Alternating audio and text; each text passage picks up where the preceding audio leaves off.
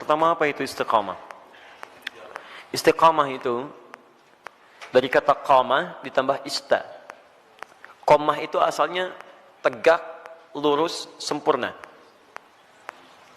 Kalau ditambah ista, kata ista dalam bahasa Arab menunjuk pada usaha atau keinginan untuk mewujudkan sesuatu. Bisa berarti permintaan atau usaha untuk mewujudkan sesuatu. Misal, kalau wujudnya permintaan, antum pernah dengar kalimat istighfar? Istighfar itu dari kata ghafara, artinya ampunan, al-ghufru. Ditambah ista jadi istaghfara, minta ampunan. Sifatnya disebut dengan istighfar. Maka ista di sini fungsinya untuk memohon, meminta. Ada yang sifatnya usaha. Usaha untuk mewujudkan sesuatu. Misal, ta'ah, ketaatan. Ta'atun, bentuknya bisa ibadah. Haji bagian dari taat. Salat bagian dari taat. Ketika ditambah istata'a, sifatnya disebut istita'ah. Maka istita'ah adalah ikhtiar usaha untuk mewujudkan ketaatan kepada Allah. Kalau dikaitkan dengan haji, artinya usaha agar bisa mewujudkan haji yang diharapkan. Ikhtiar agar bisa berhaji, singkatnya demikian. Maka disebut dengan istita'ah.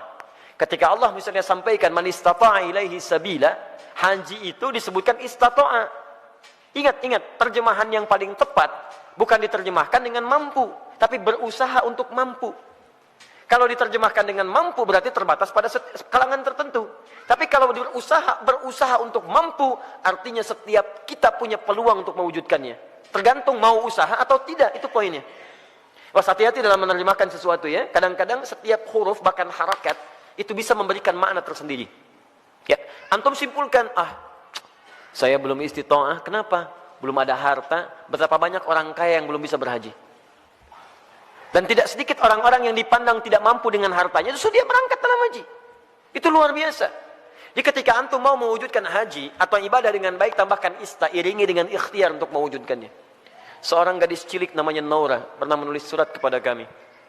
Ya, dan saya menangis membaca itu dalam kamar hotel. Dan saya mendoakan kepada Allah supaya diwujudkan cita-citanya. Ustaz Adi, saya Naura, kelas 4 SD, baru hafal 4 juz ya Ustaz Adi. Mohon doakan saya agar bisa menjadi penghafal Quran. Saya ingin jadi hafid, ingin memberikan mahkota di kepala orang tua saya. Mohon doakan Ustaz Adi, semoga saya sekeluarga bisa umrah bersama Ustaz, haji ke Baitullah. Masya Allah. Saya diam, saya menangis. Dan saya bermohon kepada Allah agar menerima bagian dari doa dinda itu. Anak kecil polos menulis dengan guratan tangannya. Tum tahu apa yang terjadi? Dia cuma menuliskan kalimat, tapi kalimatnya sampai menggetarkan arsy. Saya baru tahu kemudian sehari sebelum ini, sebelum hari ini, hari Rabu kemarin. Kalau doanya sudah dijawab oleh Allah jauh sebelumnya. Dari mana doanya?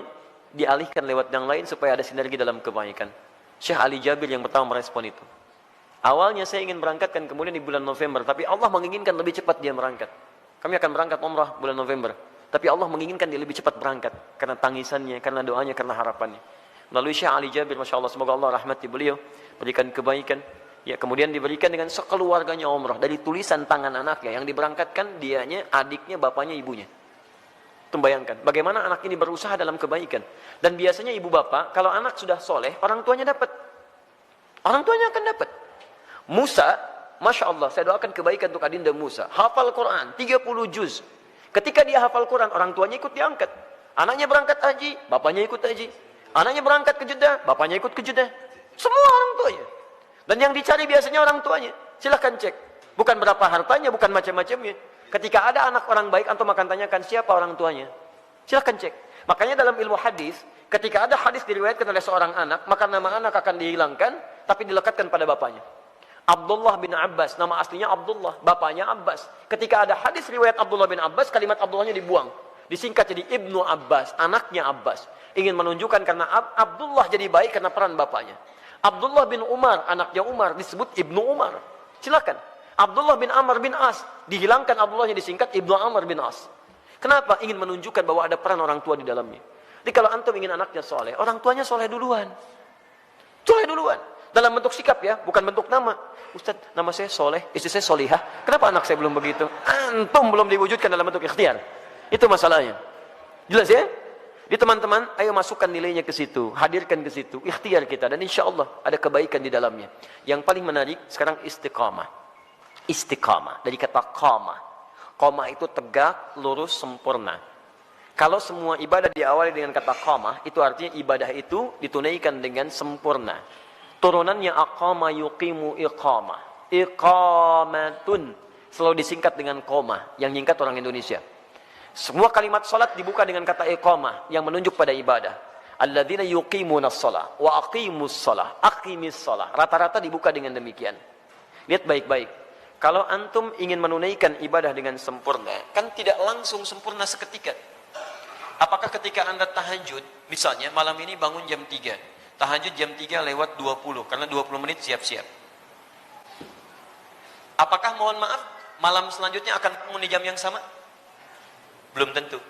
Walaupun alarm dipasang dengan situasi yang sama, 2.15, 2.30, 2.45. Alarm pertama mematikan alarm kedua, alarm kedua matikan alarm ketiga, alarm ketiga masih nundutan, ya kan? Menunggu jam 3 tiba. Nih, hari pertama bisa pas jam 3, tapi hari kedua belum tentu. Ya, hari kedua sama bangun, tapi informasi lebih dahsyat sampai kepada kita. Begitu mau ngambil air wudhu, BBM bunyi, ping, setan masuk kemudian ke hati kita. Baca dulu daripada penasaran. Begitu dibaca, Masya Allah, MU melawan Manchester City. Waduh, pertemuan dua pelatih klasik antara Pep Guardiola dengan Jose Mourinho. Sekarang poinnya cuma beda 2, karena kemarin MU dia seri ya skornya, kemudian Manchester City menang, skornya cukup telak, 7-2 dia menang kemarin itu. Masya Allah. Sekarang akan pertemuan menentukan, kalau MU menang maka juara dia, poinnya 1 bedanya. Kalau Manchester City menang, poinnya beda 5. Wah, luar biasa. Terus orang ini suka bola lagi, itu yang masalah. Saya nggak pernah nonton teman-teman, tapi kalau saya katakan saya nggak nonton, buang-buang waktu, buang-buang. Tapi saya kalau ditanya, insya Allah bisa jawab. Ya, itu. Ya. Saya tahu Ancelotti dipecat, saya tahu. Ya, Ancelotti dipecat di Bayern Munchen. Ya, karena kemarin dia kalah juga. Ya, 3-0 kalah di Liga Champions. Ya, kemudian langsung seketika dipecat. Nanti isunya akan digantikan oleh Jurgen Klopp. Jurgen Klopp sedang melatih Liverpool sekarang. Ya, isunya musim ini dia akan selesai dan pindah lagi ke Bayern Munchen. Dia sebelumnya di Borussia Dortmund. Borussia Dortmund itu lawannya, ya, rivalnya adalah Bayern Munchen. Saya hafal itu. Udah. Sudah sini. Tapi sekali lagi saya nggak nonton. Ini 3.20. Antum berusaha ngatasi gangguan ini, berusaha untuk konsisten sempurna sesuai waktu dan keadaannya. Berusaha tambah ista. Dengan qamah. Disatukan jadi istaqama, yastaqimu, sifatnya disebut dengan istiqamah. Jadi istiqamah itu artinya usaha untuk konsisten dalam kebaikan atau ketaatan. Usaha untuk konsisten menunaikan ketaatan.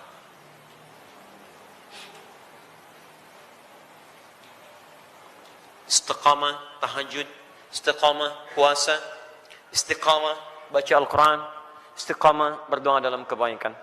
Sekarang pertanyaannya, bagaimana cara saya bisa istiqamah? Itu pertanyaan terbesarnya. 1, istiqamah dimulai dengan ilmu, pengetahuan dulu. Kalau antum kerjakan sesuatu tanpa pengetahuan, maka tidak akan ada motivasi bagi kita untuk menguatkan hal yang ingin kita kerjakan. Bahkan Nabi SAW pun ketika akan diangkat menjadi Rasul, kemudian diberikan tugas beliau untuk berdakwah, itu jedanya 5 tahun sampai berdakwah, dan dari jeda itu diberikan dulu bekal pengetahuan. Apa ayat yang turun kepada beliau? Pertama kali wahyu pertama turun, Iqra. Diminta belajar dulu. Belajar. Baru kemudian setelah turun pengetahuan yang cukup, baru 5 tahun setelah itu, 615 Masehi, diberikanlah tugas kemudian dengan turunnya Quran surah ke-74 Al-Mudaththir untuk berdakwah secara terang-terangan. Nah, sekarang antum ingin istiqomah di bidang apa? Misal antum pilih dulu, saya ingin istiqomah satu-satu lah, gak usah semuanya. Misal, saya mau istiqomah dalam sholat dulu. Maka sebelum antum tunaikan ibadahnya, antum keluarkan dulu hadis-hadis, ayat-ayat dari Al-Quran, hadis dari Nabi, petunjuk sholat yang benar. Kalau antum tidak keluarkan ini, nanti antum akan istiqomah pada yang salah. Karena boleh jadi antum sholat dengan cara yang keliru. Salah takbirnya, kemudian salah rukunya, salah sujudnya, maka turunkan kemudian pengetahuannya untuk memudahkan kita dalam menunaikannya. 1. Yang kedua, keluarkan kemudian motivasi-motivasi positifnya. Ya, keutamaannya. Keutamaan itu untuk selalu memotivasi kita kala kita sedang menurun, ya, dalam mengerjakan amal soleh yang dimaksudkan. Misal, itu boleh dituliskan. Saya ingin tunaikan tahajud, ingin istiqamah. Antum keluarkan keutamaan tahajud, tuliskan. Ada 4 keutamaan tahajud dalam Al-Quran. Quran surah 17 ayat 79 sampai dengan 81, paling kiri sebelah atas. 1, mengangkat karir di tempat terbaik. Asa ayyab'atsaka rabbuka maqaman mahmuda. 2, mendapat bimbingan Allah saat menjalani aktivitas. Wa rabbi adkhilni mudkhala sidqin. 3, mendapat bimbingan Allah keluar dari kesulitan. Wa akhrijni mukhraja sidqin. 4, mendapat perlindungan dari Allah ketika diganggu oleh orang lain, langsung tanpa perantara. Waj'alni min ladunka sultanan nasira. Demi Allah saya katakan ya, saya mohon kepada antum, kalau masih punya banyak tugas, pekerjaan macam-macam tuh jangan tinggalkan tahajud. Walaupun cuma 2 rakaat, witirnya 1 rakaat. Jangan tinggalkan. Kalau antum konsisten, maka nilai-nilai kebaikan akan Allah berikan. Supaya jadi motivasi, antum tuliskan itu. Tempelkan di samping kanan, di dinding tembok kita mau tidur itu, sampaikan sebelah kanan. Tempelkan. Di begitu antum mau tidur, antum bisa melihat itu. Dalam keadaan lupa pun ketika antum melihat itu, antum bisa termotivasi untuk bangun di malam harinya. Kalau bisa tambahkan kalimat di bawahnya. Ya, tambahkan kalimat di bawahnya. Apa kamu merasa sudah ada jaminan surga? Nabi aja ahli surga, tahajud. Kamu bukan nabi, bukan rasul, bukan ahli surga, gak mau tahajud. Apakah kamu masih sehat sampai malam ini? Tuliskan. Sampaikan. Dibuat kalimat-kalimat quote-quote yang indah untuk memotivasi kita ibadah. Ayo.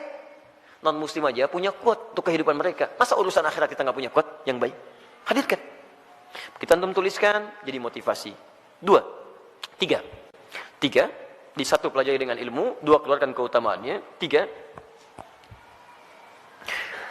hadirkan ancaman-ancaman Allah saat antum menyimpang dari amal soleh yang tengah dikerjakan.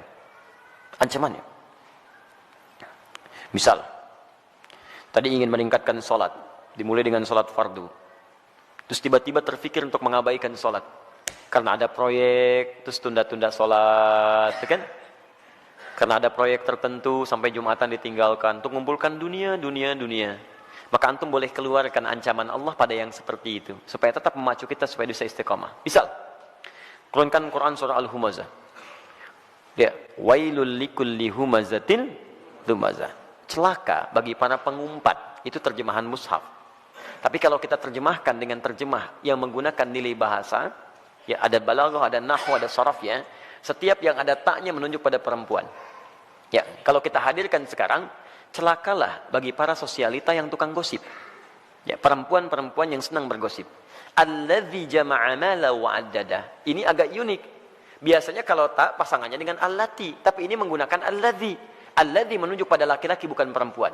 Istrinya suka gosip, laki-lakinya suaminya suka mengumpulkan harta. Di suami sibuk dalam bekerja, istrinya sibuk menggunakan harta suami untuk kumpul-kumpul, cuman gosip dan sebagainya. Lihat, alladzi jama'a mala wa 'addada. Yang suaminya sibuk dalam bekerja, cuman ngitung-ngitung hasil aja. Keuntungan sekian, ini sekian, ini sekian. Mama, ini yang kita dapatkan begini-begini. Ya Pak, besok mama pakai untuk pertemuannya Pak, arisan. Hidupnya cuman begitu. Berangkat, ngobrolin orang, begini, macam-macam. Jadi habis di situ aja. Suaminya berangkat gelap, pulang gelap, berangkat lagi, macam-macam. Gak ada kenikmatan dalam kehidupannya. Lihat, yahsabu anna malahu akhlada. Dia kira harta itu bisa membuat kekal di dalam kebahagiaannya. Perhatikan, sampai sholat ditinggalkan, Jumatan diabaikan. Karena ada orang yang berusaha meninggalkan, menukar akhirat itu untuk dunia yang semata. Ya, Quran surah ke-62 ayat ke-11, paling kiri sebelah atas. Wa idza ra'au tijaratan aw lahwan infaddu ilaiha fatarakuka qa'imah. Kul ma 'indallahi khairum minallahi wa minat tijarah. Ada sementara orang yang ketika engkau berkhutbah Muhammad, tiba-tiba maaf, dia meninggalkan engkau sendirian berkhutbah, dia kejar kemudian kafilah-kafilah dagang itu.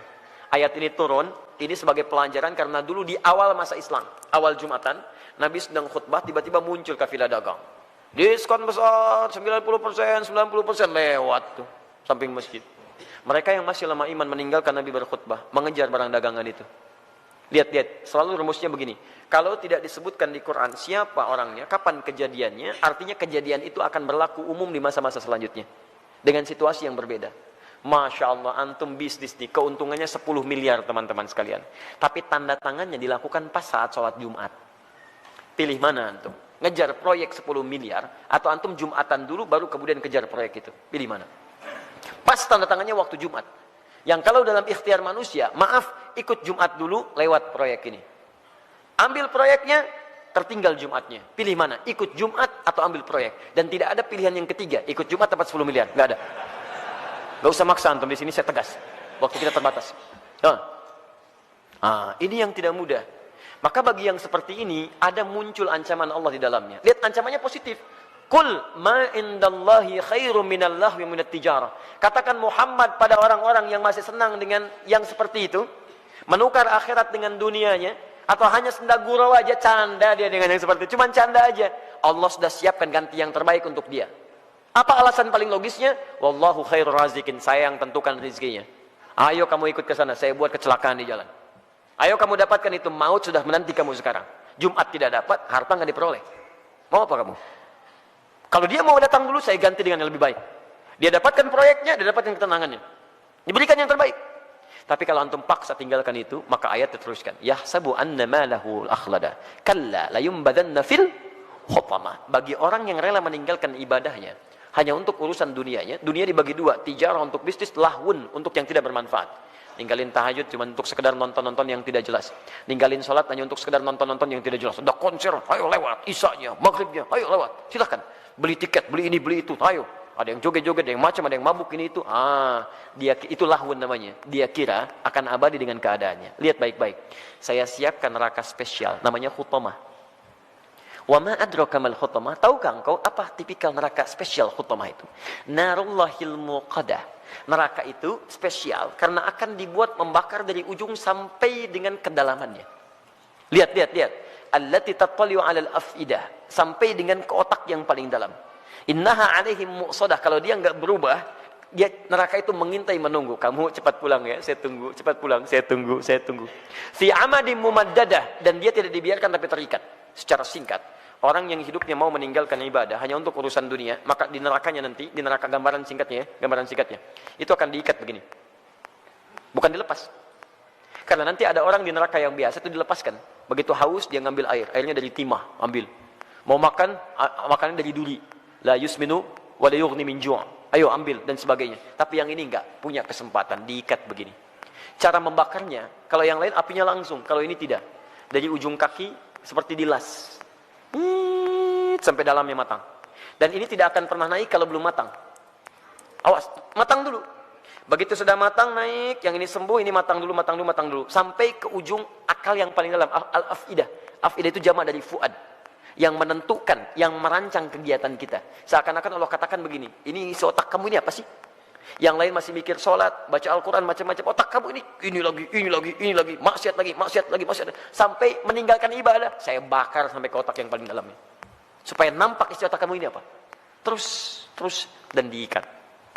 Kalau mau coba silakan. Tapi disampaikan supaya kita tidak masuk ke dalamnya.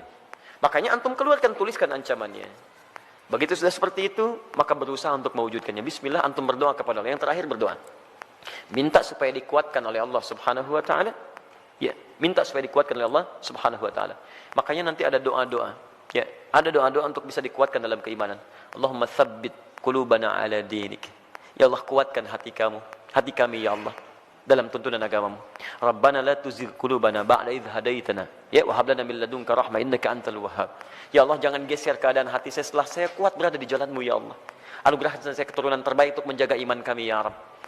Jadi, belajar ilmunya, belajar ketentuannya, hadirkan motivasinya, jauhi kemudian ancamannya, setelah itu berdoa kepada Allah untuk dijaga. Dengan itu, famastaqamu, disebutlah orang ini istiqamah. Tatanazzalu alaihimul malaikah, maka diturunkan oleh malaikat untuk menjaga sifat istiqamahnya. Nanti ada bisikan dari malaikat. Ada bisikan, masuk lewat sifat takwa. Di orang istiqamah itu, kalau ikhtiar tadi 4 ditempuh dengan baik, maka malaikat turun untuk menjaga dia. Tatanazzalu alaihimul malaikah, dijaga oleh malaikat. Apa penjagaannya? Bisa penjagaan terus kepada ibadah dan dijaga dari maksiat. Yang kedua, dijaga supaya tidak bersedih dalam kehidupannya. Allah khaufun alaihim walahum yahzanun. Dijaga supaya tidak sedih, artinya dia tenang. Dan dijaga supaya tidak gelisah, artinya dia senang dalam kehidupannya. Maka kalau malaikat sudah turun, Masya Allah, antum bisa rasakan sendiri. Dulu ketinggalan sholat fardu terlambat, biasa-biasa. Sekarang ketinggalan tahajud, menyesal antum. Ya Allah, ya Allah. Hebatnya, begitu ada pikiran maksiat, langsung diluruskan oleh Allah. Itu nggak baik buat saya. Tinggalkan. Itu nggak bagus.